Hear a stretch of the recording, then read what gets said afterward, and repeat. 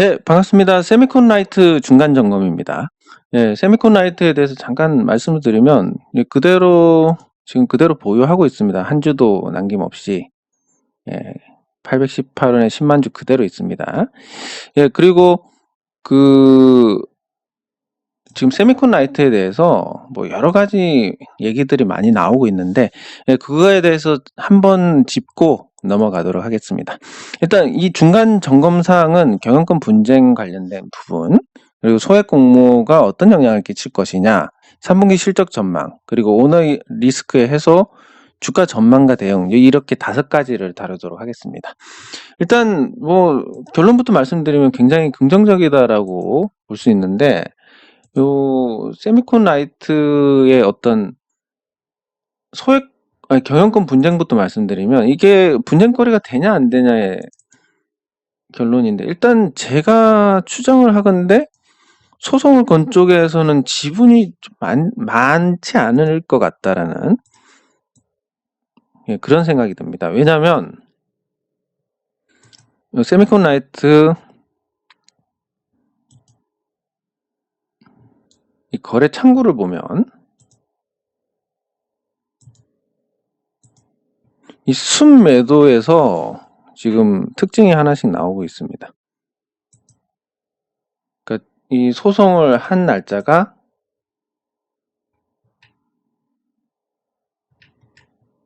경영권으로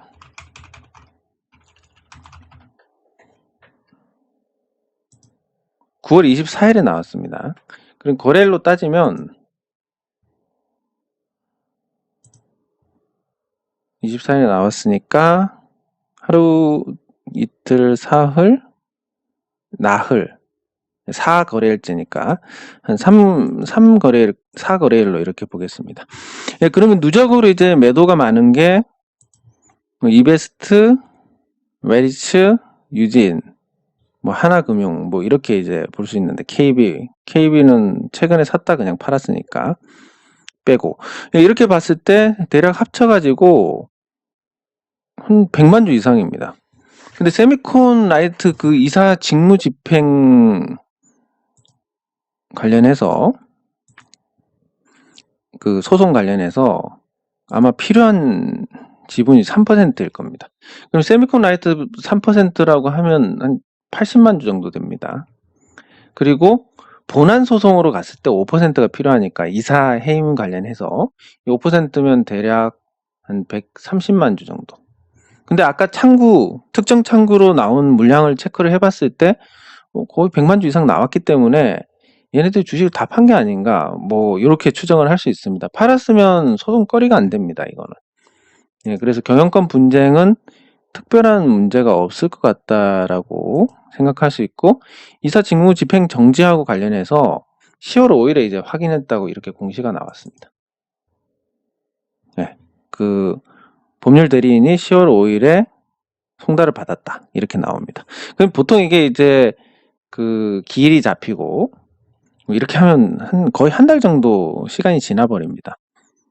예, 그리고 얘들은 뭐 제가 그냥 개인적인 생각이니까 틀릴 수는 있는데, 어떤 이유에서인지 모르겠지만 얘들 이제 소송을 제기한 쪽에서는 소송을 할 거다 해서 뭐 협상을 해야 되는 거지, 이렇게 소송을 해버리면 칼을 뽑았기 때문에 그게 협상의 어떤 재료가 안 됩니다. 그럼 이대로 가면 어떻게 되냐면 쟤들은 소송비만 날리고 끝나는 겁니다. 뭐 배임 소송하면 어떡하지? 이것도 제가 하나씩 풀어보겠습니다. 일단 뭐 주식은 판 것 같으니까 기각이 유력하다라고 봅니다. 일단 뭐 이사 직무 집행 정지가 될 가능성이 희박하다. 이게 희박하면 본안 소송인 이 이사 해임 소송도 뭐 진행이 되지 않을 가능성이 크다라고 볼 수 있습니다. 그럼 횡령이나 이 배임 소송 관련해서는 요게 이제 사례들이 많은데, 어쨌든 이게 외부에서 제기를 한 소송으로 문제가 됐던 사례는 거의 없습니다. 예, 횡령은 일단 불가능으로 추정. 왜냐하면 횡령을 했다면 감사 보고서에서 모를 수가 없고, 그러면 그 감사 보고서를 작성했던 회계법인에서 의견 거절이나 한정을 내놔야 됩니다. 근데 그게 없었기 때문에 일단 횡령은 없다. 그럼 배임은 뭐 이렇게 저렇게 다 엮으면 배임일 수 있기 때문에 가능하지만 배임은 굉장히 무죄 비율이 높게 판결이 나오고 있습니다. 왜냐하면 고의성을 입증을 해야 되는데 그것을 입증을 할 수 있는 사람이 거의 없습니다. 뭐 아예 없다고 봐야 되니까. 그러면 금액이 아주 크고 누가 봐도 합리적으로 이거 고의적으로 했다라고, 그렇게 해서 회사에 일부러 피해를 끼쳤다라고 판단을 할 수 있는 내용이 아니면 대부분 무죄입니다. 그러면 여기서 소송을 해서 얻을 수 있는 게 있다 없다라고 하면 없습니다. 오히려 소송비만 한 1억 정도 날리지 않을까 예상이 되는데, 그래서 경영권 분쟁은 주가에 큰 영향을 주기 어렵다, 이렇게 판단을 할 수 있습니다. 네, 그리고 소액 공모로 넘어가서 680원에 147만 588주를 공모를 했고 10억 원의 금액을 5,369억 원 청약해서 청약률이 5만 3,693%. 뭐 이건 뭐 빅히트 이런 애들 다 저리 가라고 할 정도의 엄청난 인기였습니다. 그래서 청약 주식수가 무려 7억 8,960만 주나 됐는데, 이게 이제 10월 15일에 상장을 합니다. 그래서 저는 그냥 에이 뭐 잔파동은 모르겠는데 이거 상장하면 147만 주가 680원이니까 이거 바로 던지지 않겠냐. 그럼 주가 떨어질 거니까 많이 떨어지면 여기서 10만 주를 더 사야지. 뭐 안 떨어지면 할 수 없고 뭐 요렇게 생각을 하고 있습니다. 그래서 시나리오를 나눠보면 이렇게 됩니다. 10월 15일까지 해서 주가가 하락한다.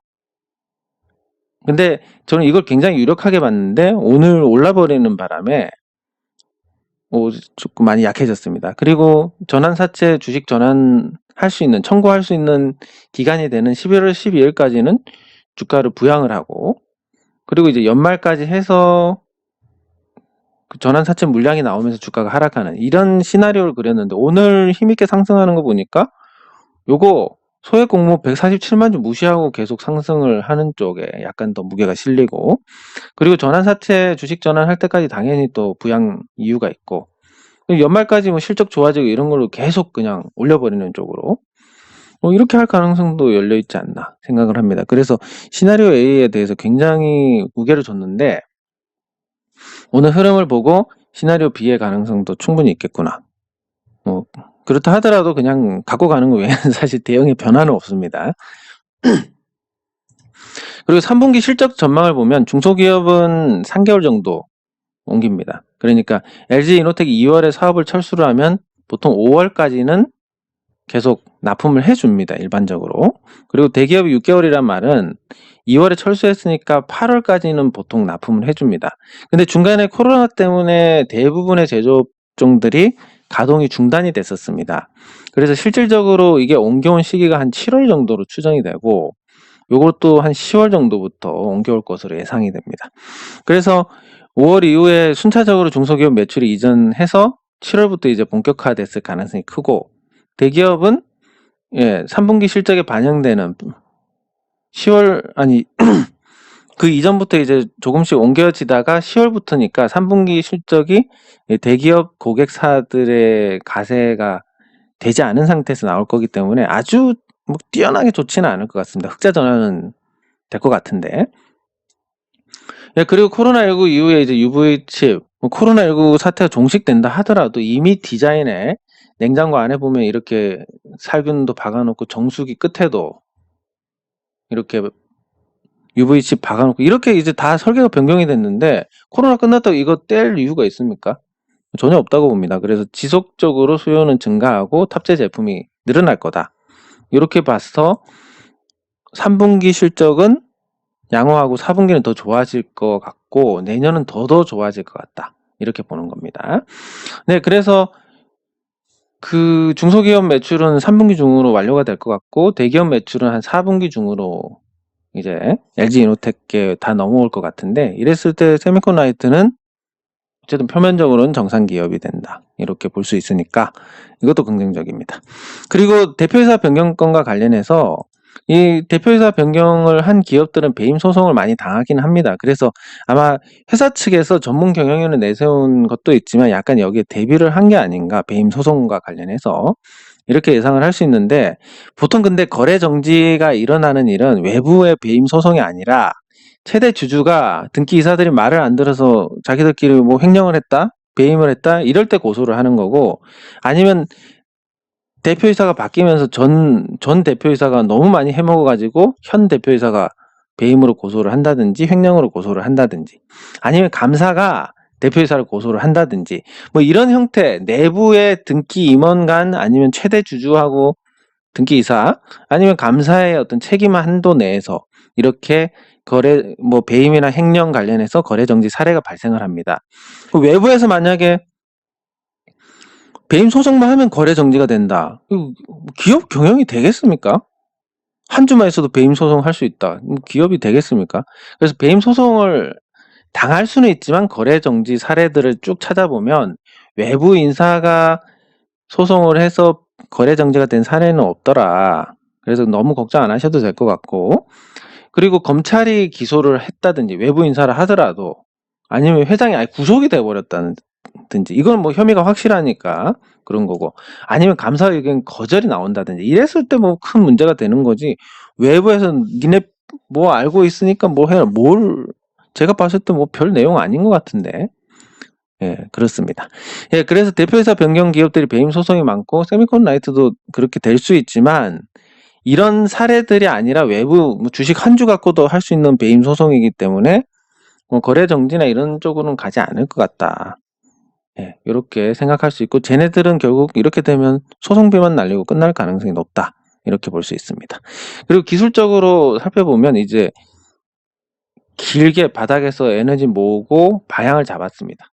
보통 이제 좀 날고 긴다는 사람들 여기서 들어가는데 뭐 이렇게 한번 죽이고 가든지 아니면 그대로 가든지인데 추가 상장 물량이 있기 때문에 죽이고 가지 않을까, 눌림을 주고 가지 않을까 예상을 하고 있습니다. 그래서 제가 맞다. 어쨌든 제가 추천을 하고 뭐 계좌 공개까지 했지만 지금 가격에서 매수 권하지는 않습니다. 지금부터는 이제 보유자의 몫이기 때문에 그 부분에 대해서 제가 분명히 선을 긋습니다. 예. 지금부터 뭐 매수를 해도 되냐 물어보면 아니 이거 보유자의 몫입니다라고 말씀을 드릴 겁니다. 그리고 매물대를 분석을 해보면 일단 800원에서 1000원이 두터운데 그 위에 올라탔습니다. 그리고 여기서 안착을 하면 밑에 강력한 지지선이 생기게 됩니다. 이 지지를 기반으로 1800원까지는 단기 매물이 있습니다. 그래서 조금 시원하게 가기는 어려운데 1800에서 2500까지는 매물대가 그렇게 많지가 않고 2500에서 4700원까지도 매물이 약합니다. 그래서 이 A형으로 갈 것인지 B형으로 갈 것인지를 볼 수 있는데 1800원까지 상승하고 끝, 전환사채 다 쏟아내고 끝 이렇게 될 가능성이 있고, 근데 재료가 뭐 정상 회사가 되는데 그걸 감안히 했을 때 1800원 하기는 너무 아깝다. 예, 그래서 좀 많이 올리지 않을까 예상을 하고 1800원 위 매물이 빈약해서 여기서 굳이 멈추고 끝낼 그런 이유도 크지 않습니다. 이 B형으로 가면 한 4,700원까지 이 매물 다 돌파하고 4,700원까지 상승하고 끝내는 이런 흐름이 될 수 있는데 이 재료나 시장이 도와주고 있기 때문에 충분히 한번 시도해 볼 만한 흐름이고 4,700원 위의 매물은 금액적으로 굉장히 부담이 되기 때문에 매물이 두텁지 않더라도 800원에서 받는 거하고 4,700원에서 받는 거하고는 이제 금액적으로 6배나 되기 때문에 예, 같은 물량이라도 훨씬 어렵습니다. 그래서 매물 감안해서 1,800원까지 시세를 내느냐 4,700원까지 시세를 내느냐 뭐 둘 중에 하나다라고 보시면 될 것 같습니다. 네, 이렇게 해서 이제 기술적으로 보면 과거의 대박주 차트들 보면 이렇습니다. 시세 한번 내고 죽었다가 한참 에너지 모아가지고 빵 터트리면 이렇게 상승을 하게 됩니다. 이게 뭐 4,000원, 5,000원 하다가 뭐 3만원대까지 올라갔는데 이게 이제 대박주들은 다 이런 식으로 큰 시세를 냅니다. 세미콘도 그러지 말라는 법은 없기 때문에 열어두시는 게 좋을 것 같고, 뭐 그렇다 하더라도 또 뭐 제 생각은 그렇습니다. 뭐 여기 만원부터 1만원대부터 주가가 떨어져서 지금 왔기 때문에 제가 생각했을 때 평단가 높은 분들은 추가 매수를 하지 않고서는 해결이 어려울 것 같습니다. 최고의 시나리오라 해도 4,700원이니까 이것도 뭐 가능성이 있을지 없을지 모르는 그런 시나리오니까 만원대부터 물린 투자자들은 물 타가지고 어쨌든 평단가를 아무리 못해도 3,600원 이하. 제가 목표가 적정 주가라고 생각한 이거 이하로는 만들어 두셔야 해결의 가능성이 있을 것 같습니다. 네, 이렇게 해서 중간 점검을 마무리했는데 간단히 정리하면 이렇습니다. 경영권 분쟁 소액 공모, 3분기 실적, 오너 리스크 해소, 주가 전망 요 5가지로 보면 경영권 분쟁은 별 탈 없을 것 같고 배임 소송은 할 수는 있지만 문제될 부분이 크지 않다. 예, 그리고 소액 공모는 대성공이었고 시나리오 A 주가 하락 후에 물량 받고 주가 상승 하락 이런 것보다 그냥 치고 올리는 시나리오 B의 가능성이 높아졌다. 그리고 3분기 실적 전망은 코로나 때문에 약간의 시간 지연이 있었지만 중소기업 대기업 물량 다 넘으면 3분기 좋고 4분기 더 좋을 것 같다. 대표이사는 뭐 배임 소송 많은 경우에 이제 했기 때문에 약간 염두에 두고 한 것 같은데 내부 인사들끼리의 어떤 고소가 아니면 거래정지 사례가 없고 그리고 검찰이 기소를 한다든지 회상이 구속이 된다든지 감사 의견 거절이 나오는 그 사례 빼고는 대부분이 이제 큰 영향이 없습니다. 그리고 기술적으로 바닥에서 에너지 모아서 이제 방향 잡았고 그래서 매물대로 보면 1,800원까지냐 4,700원까지냐 요 문제인데 4,700원이 조금 더 가능성은 높지 않을까. 그리고 대박주의 차트 흐름과 지금 세미콘의 자리가 비슷하기 때문에 어느 정도 재료나 기술적인 부분에서 갇혔다. 이렇게 정리를 할 수 있겠습니다. 네, 이번 방송은 여기서 마치도록 하겠습니다. 수고하셨습니다.